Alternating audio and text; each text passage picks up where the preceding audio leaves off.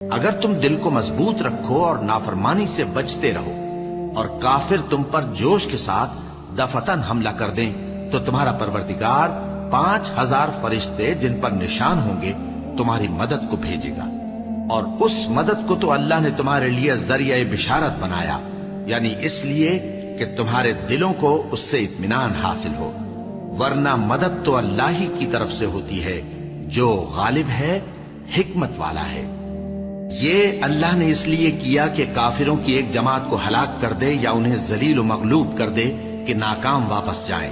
اے پیغمبر، اس کام میں تمہارا کچھ اختیار نہیں۔ اب دو صورتیں ہیں، یا اللہ ان کے حال پر مہربانی کرے یا انہیں عذاب دے کہ یہ ظالم لوگ ہیں، اور جو کچھ آسمانوں میں ہے اور جو کچھ زمین میں ہے سب اللہ ہی کا ہے، وہ جسے چاہے بخش دے اور جسے چاہے عذاب کرے، اور اللہ بخشنے والا مہربان ہے۔